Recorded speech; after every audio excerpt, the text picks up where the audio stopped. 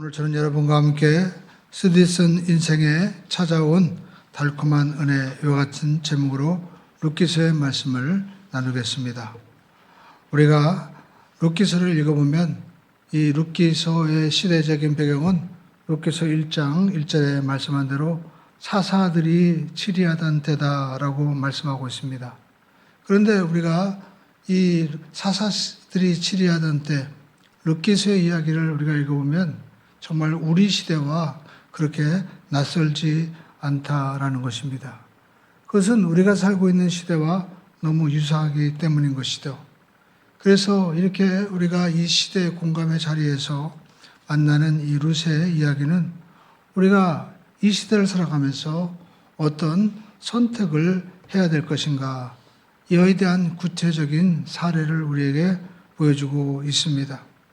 우리가 이 사사시대를 세 가지로 표현하면 여러분 그때는 안일주의의 시대였다라는 것입니다. 대표적인 것이 바로 이 단지파였는데, 단지파는 하나님께서 주신 이 가나안 땅에 하나님이 허락해 주신 그 땅을 나가서 정복하지 않고 쉬운 길을 선택했습니다. 가나안 족속을 몰아내는 것보다도 동족의 땅을 그냥 빼앗아 가지고 차지하는 부도덕한 일을 한 것이죠. 지금으로 말하면 신앙생활을 너무나 그냥 쉽게 하려고 했던 것입니다. 그리고 그 시대는 부도덕한 시대였습니다. 레위인의 이야기가 나옵니다. 레위인은 하나님의 성전에서 제사를 감당하는, 요즘으로 말하면 성직자입니다. 근데 이분이 첩이 있었어요. 그래가지고 자기 장인 집을 가는데 어떤 동네에 만나는데 요즘 말로 하면 조폭들이 등장해서 동성애를 요구합니다. 그래가지고 그 집 주인은 자기 딸을 보냅니다. 모자라가지고 이 레위인의 첩까지 보냈는데 용감하고 결국 첩이 죽었습니다. 이것도 잘못된 일인데 이 레위인은 이 첩을 12토막의 사체를 내가지고 12지파에 보냅니다. 그리고 전쟁이 일어나요. 그러니까 요즘 말로 말하면 어떤 일에 대해서 이것이 옳고 그러냐라는 여러분 진리에 의해서 입각하는 것이 아니라 무조건 내 편이냐 아니면 네 편이냐 하면서 악을 합리화하는 그러한 시대에 있었다라는 것입니다. 그래서 그 시대는 사사기는 말씀하기를 왕이 없으므로 사람들이 각기 자기 소견에 옳은 대로 행했다라고 말씀하고 있습니다. 불신앙의 시대였습니다. 그때 시대는 오늘과 같이 포스트 모더니즘의 시대, 그리고 또 영적인 이런 타락, 종교다원주의 시대였다라는 것을 말씀하고 있죠. 정말 역사는 희한하게도 반복되고 있는 것을 볼 수가 있습니다. 지금처럼 어떤 신앙의 기존적인 이 진리에 의해서 도전받는 시대가 없는 것이죠. 그런데 룻기는 이러한 시대에 우리에게 여러분 놀라운 희망을, 회복을 우리에게 주고 있습니다. 여러분 그 시대의 결론은 룻기서 1장 1절에 말씀한 대로 기근이 들었다라는 것입니다. 여러분 지금도 마찬가지죠. 사회 전반, 아니 전 세계가 지금 기근의 시대에 있는 것을 볼 수가 있습니다. 전쟁과 그리고 또 환경의 오염과 어떤 시대의 갈등, 모든 것들이 정말 기근의 시대였다라는 것입니다. 그 이유는 무엇입니까? 바로 이 시대에 각기 자기의 소견에 옳은 대로 행했다라는 말씀에 집약되어 있는 것이죠. 이러한 시대에 이 베들레헴에서 살고 있던 엘리멜렉이라는 사람이 베들레헴을 떠납니다. 그리고 모압으로 갔는데 거기서 몰락한 집안이 되고 말았다라는 것입니다. 근데 이 집안에 이제 시어머니와 두 며느리밖에 안 남았는데 베들레헴에 다시 하나님이 은혜를 주셨다는 소식을 듣고 다시 베들레헴으로 갑니다. 오늘 저와 여러분들도 다시 베들레헴으로 우리가 돌아가야 된다는 것입니다. 오늘 여러분 이 시대 영적인 신앙의 베들레헴이 여러분 어디 있습니까? 갈보리 십자가로 돌아가야 됩니다. 어떤 누구의 철학도 아닙니다. 어떤 여러분 주의도 아닙니다. 하나님 앞에 돌아가야 된다라는 것입니다. 근데 여러분 돌아가는데 두 사람 중에서 한 사람만 돌아가는 거예요.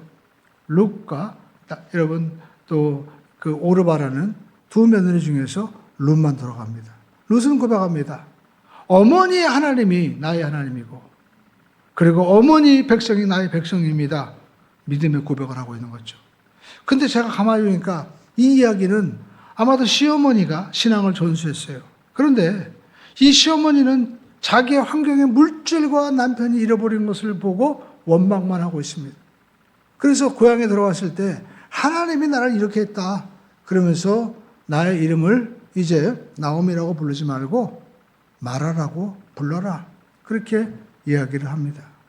그런데 여러분 놀랍게도 이 룻은 이 어려운 관계 속에도 시어머니가 전해준 말씀을 생각하고 밭에 나가서 양식을 구합니다. 그러니까 여러분 이 시대에 우리가 말씀을 따라가면 하나님이 반드시 은혜를 베풀어 주시죠. 그는 이 장에 보니까 밭에 나간데도 이 밭이 우연히 정말 필연적으로 누구의 밭에 갔습니까?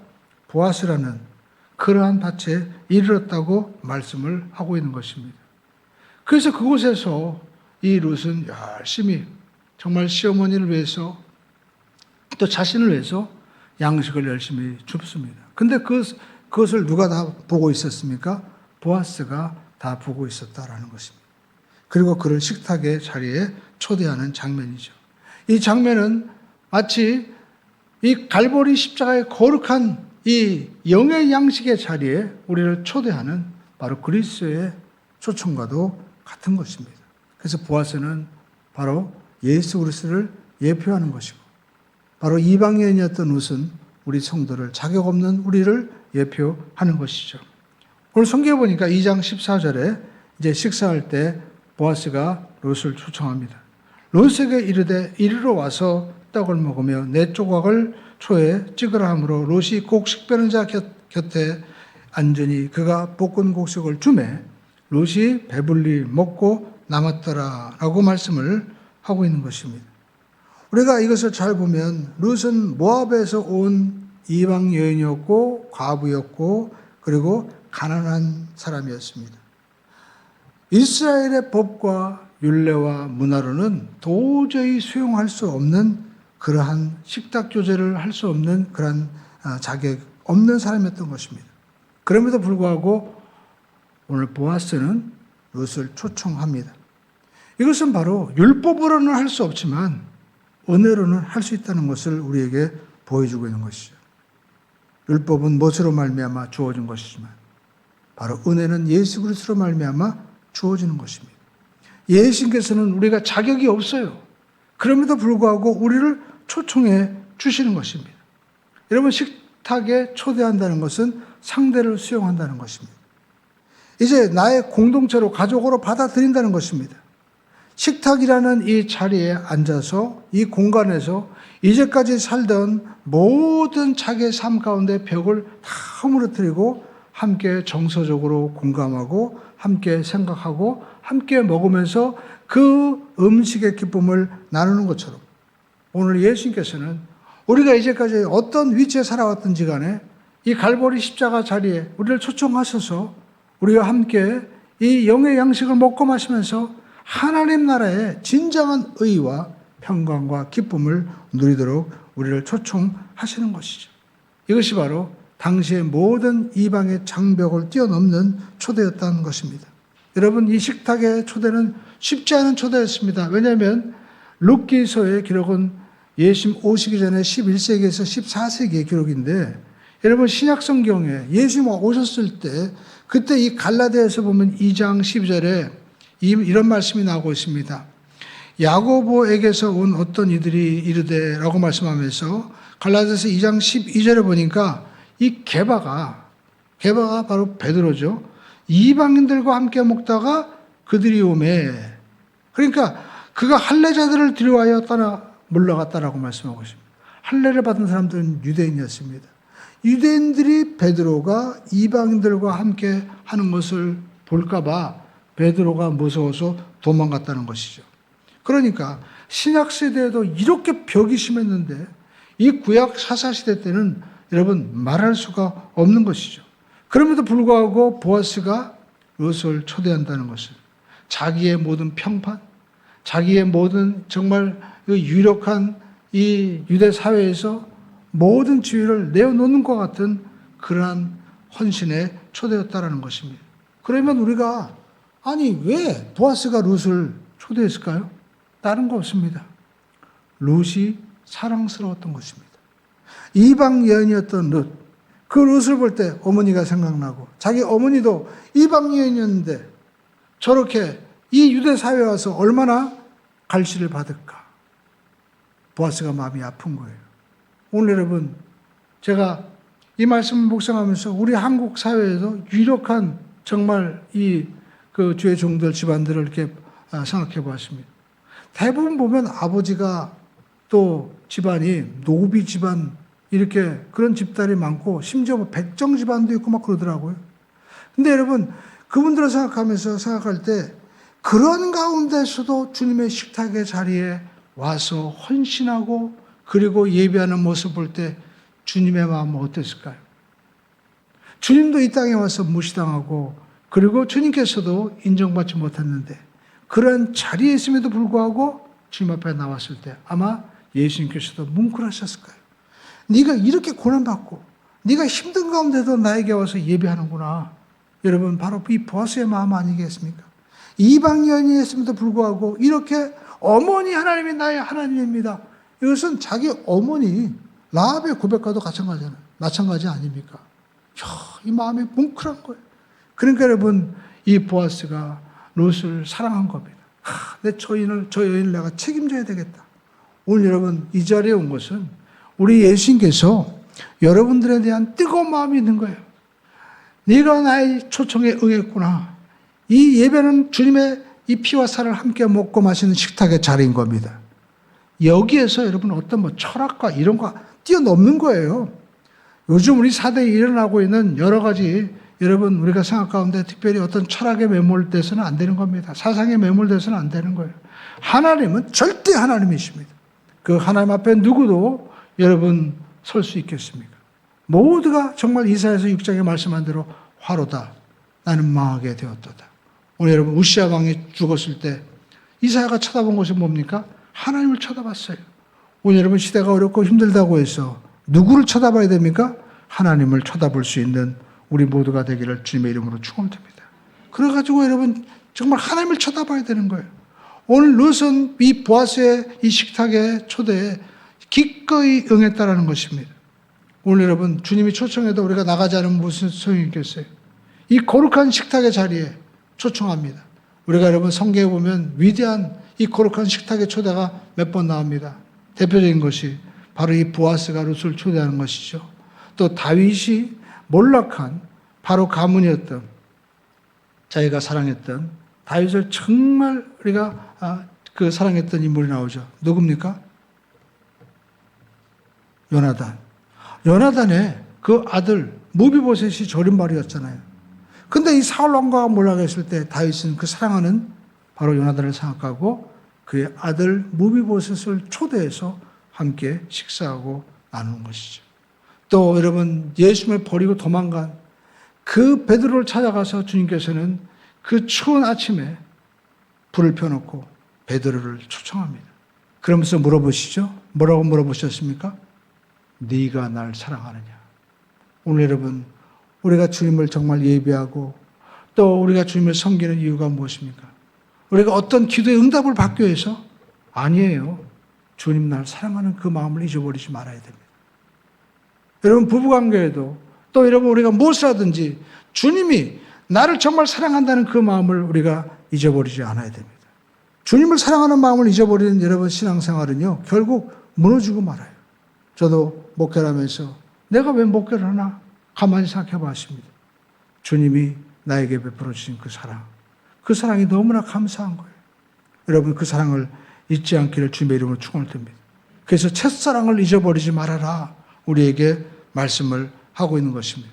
그래서 우리는 첫 번째 이 보아스의 초청에 응하는 것처럼 우리는 초청에 응하는 이 룻과 같은 신앙이 되어야만 될 줄로 믿습니다. 보아스가 아무리 초청해도 룻이 거부하면 소용이 없는 거예요. 여러분 초청을 해도 수용을 해야 된다는 것입니다. 그것은 나의 선택인 것입니다. 성경에 보면 마태복음 22장 2절로 3절에 보니까 천국은 마치 자기 아들을 위하여 혼인잔치를 베푼 어떤 임금과 같은 이라고 말씀하고 있어요. 그 임금이 여러분 우리가 3절에 보니까 이제 어떻게 합니까? 종들을 보내어 그 청한 사람들을 혼인잔치에 오라 하였더니 오기를 어떻게 했습니까? 싫어했다라는 겁니다. 그 혼인잔치에 오라는 사람들에 대해서 누가복음 14장은 자세하게 말씀하고 있는데, 첫 번째, 나는 밭을 샀기 때문에 나는 못 가겠다는 거예요. 그리고 두 번째, 나는 소가 5결이가 있는데 그 시험해 봐야 된다는 것입니다. 그리고 나는 장가를 들었기 때문에 못 온다는 겁니다. 여러분 나름대로 다 이유가 있죠. 여러분 우리가 이 밭을 샀다는 것은 지금으로는 부동산을 샀다는 거예요. 근데 여러분 이 부동산을 자기가 사기 전에 안 봤을까요? 다 봤을 거 아니에요. 검사도 해보고. 그리고 요즘 말로 말하면 이 물건에 대해서 정말 뭐 공시지가라든지 전문가들에게 물어봐서 또 향후 가능성이 있는지 안 보고 샀겠습니까? 다 보고 산 거죠. 그리고 여러분 서로 5결이 요즘 말하면 자동차 최고 좋은 자동차죠. 근데 여러분 그 좋은 자동차 살 때 그냥 샀습니까? 자기가 좋아하는 차, 자기가 맞는 차 다 보고 샀을 거 아니에요. 근데 그걸 또 보러 가야 된다는 거예요. 또 자기 장가 갔다는 겁니다. 그러면 장가 간 부인과 같이 오면 되는 거지. 그렇잖아요. 지금 핑계를 대고 있다라는 것입니다. 예수님께서도 오늘 우리를 수정하십니다. 마태복음 4장 19절에 보니까 나를 따라오너라 내가 너희로 사람을 낚는 어부가 되게 하리라. 여러분 결국 인생에서 남는 건 여러분 뭡니까? 사람이더라고요. 또 주님께서 우리를 초청하십니다. 수고하고 무거운 짐진 자들아 다 내게로 오라 내가 너희를 쉬게 하리라. 여러분 우리는 쉬려고 사는 거 아닙니까? 내가 돈 많이 벌어서 물질이 나에게 안식을 줄 거야. 권력이 나에게 어떤 정말 안식을 주고 걱정하지 않게 해줄 거야. 또 어떤 육신적인 쾌락을 쫓아가면서 그것이 나의 정말 기쁨이 될 거야라고 쫓아가지만 여러분 그것이 우리에게 참된 안식이 됩니까? 예수님께서는 누구든지 목마르거든 내게로 와서 마시라. 예수님께서 진정한 안식과 영적인 갈증을 주시는 생명의 근원임을 우리에게 말씀하고 있고 오늘도 우리를 초청하고 있지만 사람들은 예나 지금이나 거절한다는 겁니다. 왜? 나는 지금 밭을 샀기 때문에. 여러분 그건 무엇입니까? 내가 지금 이 소유에 대한 집착이 더 강한 거예요. 밭을 산 사람, 또 소를 5개를 산 사람, 장가 간 사람은 요즘 말로 말하면 다 잘 나가는 사람이에요. 다 세상적으로 복을 받은 사람인 것입니다. 그런데도 불구하고 이 사람들은 세상적인 물질에 대한 집착 때문에, 소유에 대한 집착 때문에, 또 사업적으로 현실적인 업무 때문에, 아니 지금 장가 가서 지금 육신의 쾌락을 자기가 누려야 된다는 것 아닙니까? 나의 즐거움을 더 누려야 된다는 거예요. 세상이 얼마나 재밌는데 교회 가면 재미도 없잖아. 담배도 못 피고 술도 피도 뭐 먹지 말라고 하고 뭐도 하지 말라고 뭐지 말라고 하죠. 왜 이렇게 하지 말라고 하는 게 많으냐 하면서 나중에 혹시나 내가 이제 살 만큼 살고 또 내가 즐길 만큼 즐거서 늙어서 힘이 없으면 그때까지라고 이야기합니다. 예나 지금이나 똑같은 것이죠. 근데 여러분 룻은 거절하지 못합니다. 왜 그럴까요? 지금 너무나 배고픈 거예요. 인생에 답이 없는 거예요. 그래서 성경은 가난한 자가, 심령이 가난한 자가 복이 있다라고 우리에게 말씀하고 있습니다. 롯은 지금 식탁의 자리로 나아갑니다. 14절 후반부에 보니까 배불리 먹고 남았더라라고 말씀하고 있죠. 그러니까 롯은 자격이 없는데 정말 이방인이 지금 유대인들과 함께 일꾼들과 함께 교제하는 그러한 자리에 있는 거예요. 이것은 영적으로 보면 우리는 심판의 자리에 있어야 될 사람인데 하나님의 거룩한 식탁의 자리에 함께 모여서 이렇게 주님의 말씀에 이 생명의 양식을 함께 먹고 마시면서 우리가 교제하고 있다는 것입니다. 그런데 여러분 성경에 보니까 15절로 16절에 보니까 룻은 이 식탁의 자리에서만 만족한 것이 아니었습니다. 읽어보겠습니다. 룻이 이삭을 주우러 일어날 때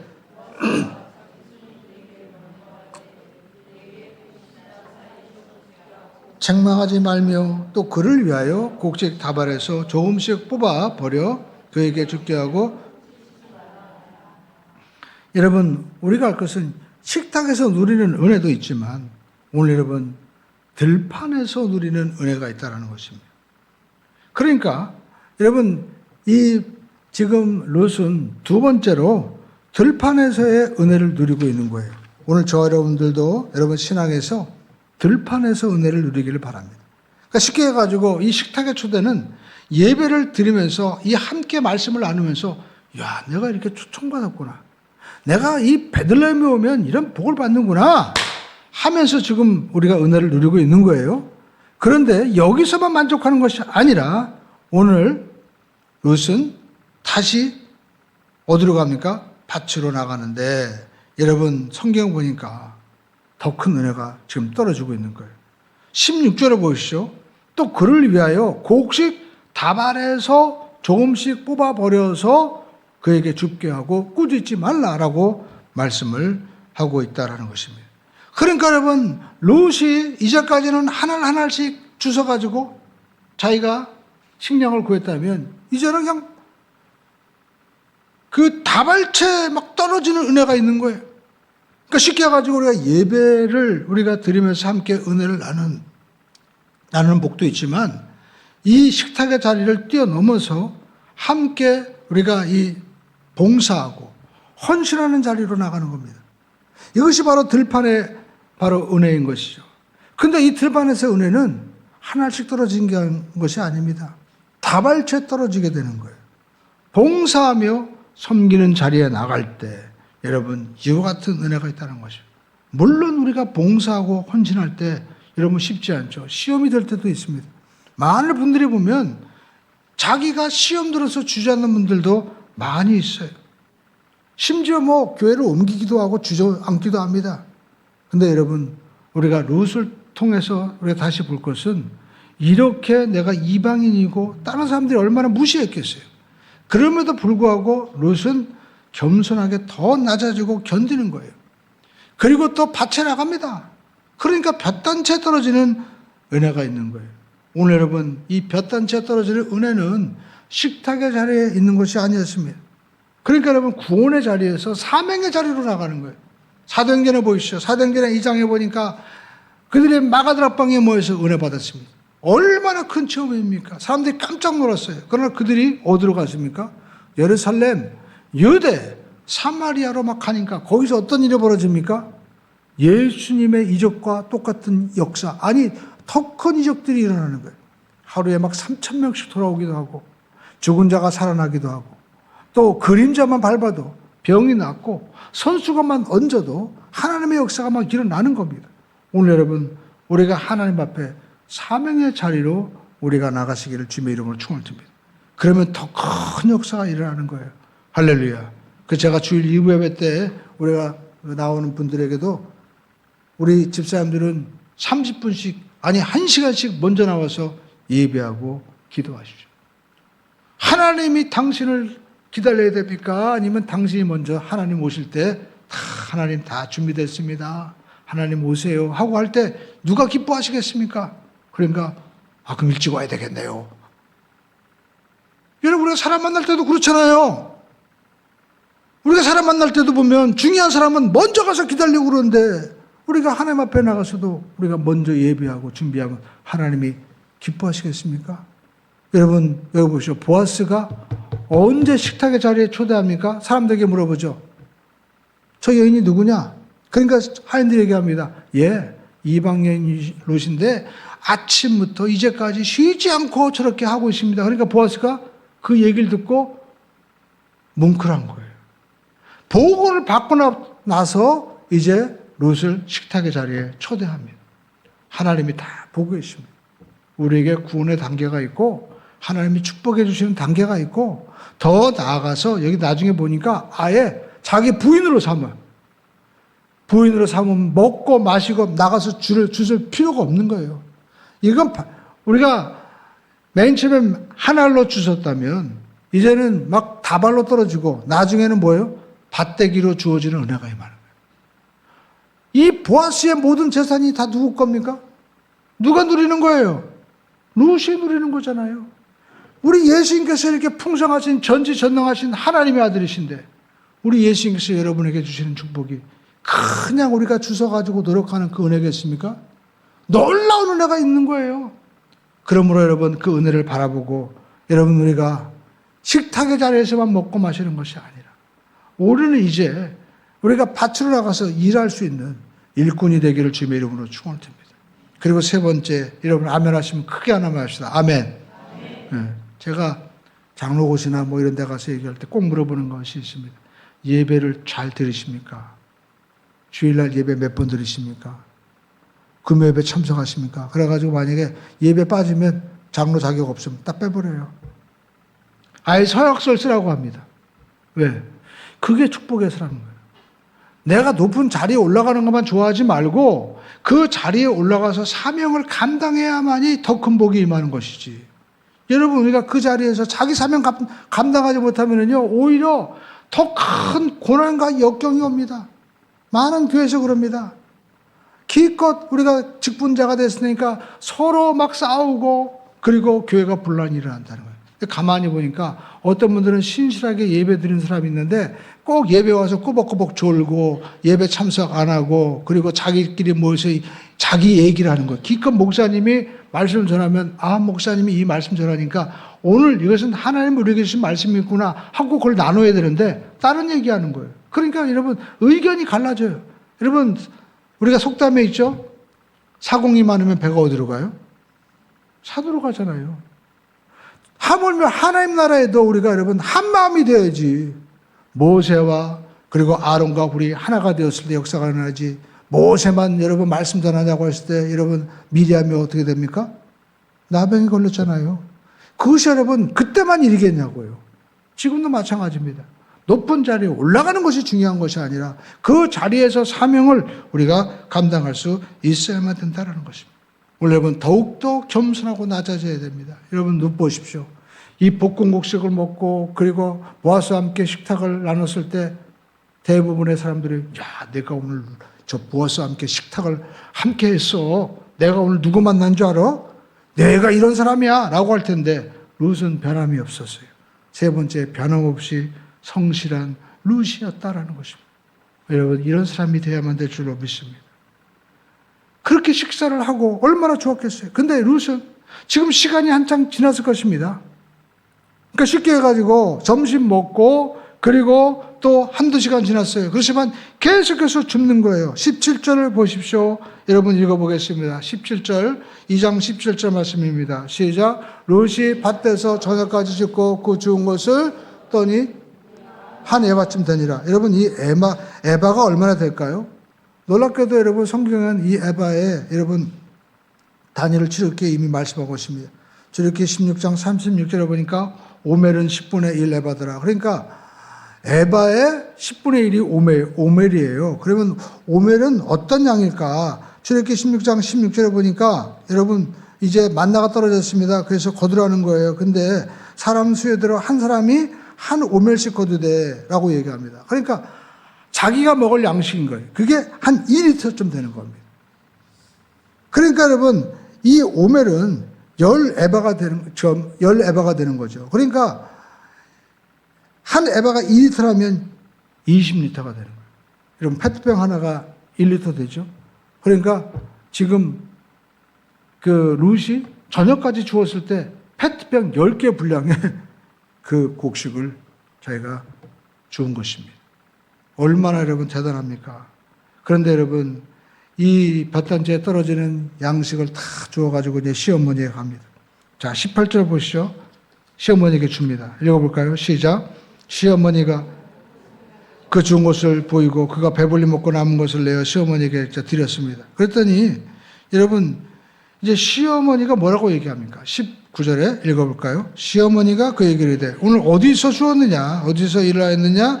너를 돌본 자에게 복이 있기를 원하노라 하니 룻이 그에게서 누구에게서 일했는지를 시어머니에게 알게 하여 이르되 오늘 일하게 한 사람의 이름은 누구예요? 보아스라.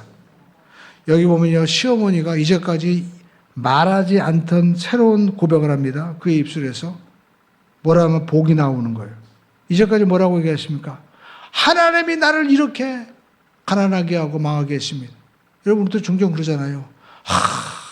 하나님 날 요즘 너무 나를 힘들게 해. 응?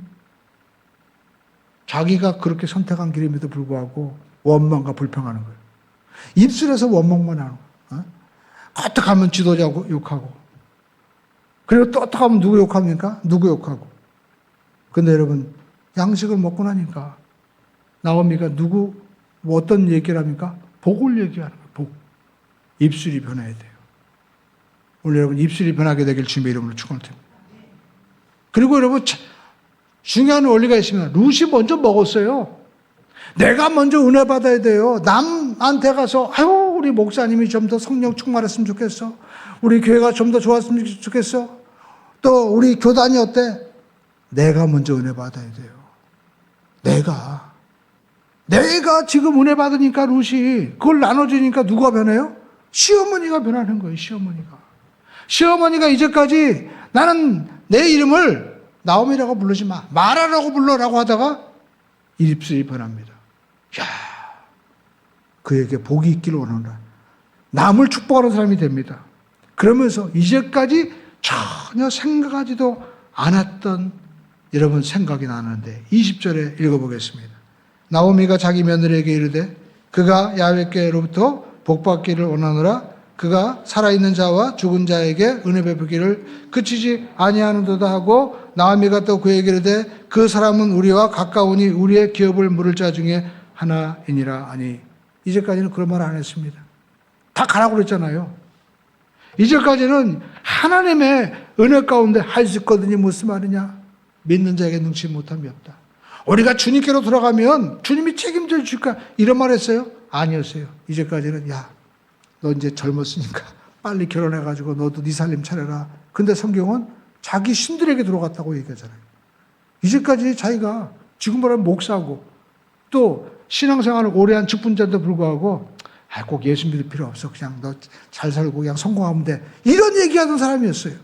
근데 이 사람이 어떡합니까? 변화가 된 거예요. 그가 우리의 기업을 물을 자다. 이제까지 생각하지도 못했던 우리에게 보아스가 있다. 보아스! 어떻게 그 사람을 만났지? 하면서 입술이 변했다라는 것입니다. 오늘 저와 여러분의 삶 가운데 여러분 이와 같은 은혜가 있기를 주님의 이름으로 축원드립니다. 성경의 말씀이 생각이 나는 거예요. 레위기 25장 여러분 25절에 말씀하고 있죠. 만일 내 형제가 가난하여 그 기업 중에서 얼마를 팔았으면 그에게 가까운 기업 물을 자가 와서 그 형제가 판 것을 물을 것이요. 쉽게 가지고 그 형제가 망했다면 가까운 형제가 와서 그 가문을 회복시켜 준다는 거예요. 근데 그 사람이 나오미의 생각 가운데서는 전혀 생각나지 않다가 이제 자기가 곡식을 먹고 배부르게 되니까 생각이 퍼쩍 나는 거예요. 오늘 여러분 은혜 받으면 해결됩니다. 누가 해결해 준다고 했어요? 가까운 기업 물을 자. 근데 여러분 그 친족이 누구예요? 진짜 우리의 유력한 친족은 누굴까요? 예수 그리스도이신 것입니다. 이제까지 우리가 생각하지 못한 예수 그리스도의 은혜와 능력이 생각나는 거예요. 자녀도 아니고 남편도 아니고 아내도 아니고 누구예요? 예수님이 해결해 주십니다. 여러분의 사업의 동역자도 아닙니다. 이 시대에 여러분 아무리 여러분 뛰어난 사람들이 와도 해결해 주지 못하는 거예요. 주님이 해결해 주십니다. 그 예수님 바로 전능자 하나님의 아들이십니다. 그 하나님이 여러분 우리의 바로 보아스가 되신다라는 것입니다. 이제 여러분 우리가 3장 보면 룻이 결혼하는 이야기가 이제 나오기 시작합니다. 진짜 안식이 벌어지는 게 되는 거예요. 그러니까 우리가 주님 안에서는 점점 좋은 일이 일어나게 되는 것입니다. 오늘 여러분 점점 좋아지게 되기를 주님의 이름으로 축원을 드립니다. 크게 말합시다. 나의 인생은 점점 좋아집니다. 아멘. 아멘. 믿음으로 우리가 나갑니다. 신앙생활은 저도 보니까 아멘밖에 없어요. 왜? 내 생각이 너무나 짧고 내일 모르는데 아무리 생각하고 해봤자 다 소용없어요. 하나님 앞에 나가면 하나님이 생각나게 하시고 깨닫게 하시고 역사하실 줄 믿습니다. 저도요 이 지방에 어떤 뭐 이런 중요한 일들 할 때 그전에는 그 자리에 가서 내가 어떻게 말할까 생각이 정말 걱정됐어요. 근데 저녁에 기도하면 하나님께서 다 지혜를 주시더라고요. 지혜를 주시는 거예요. 너무 감사해요. 또 그렇게 하니까 사람들이 그럽니다. 어떻게 그렇게 할 수 있냐고. 나도 몰라요. 그냥. 하나님이 지혜를 주시는 거예요. 하나님이 여러분에게 여러분이 기근해서 해결할 수 있는 보아스를 만나게 해주시고 또 우리에게 더 큰 은혜의 길로 인도하시는 역사가 일어날 줄로 믿습니다. 여러분 분명히 우리는 고백해야 됩니다. 따라하시면 이번 주보다 다음 주가 더 좋습니다. 오늘보다 내일이 더 좋은 일이 납니다. 우리 한번 옆에 분과 인사하겠습니다. 내 믿음대로 될지어다. 아멘.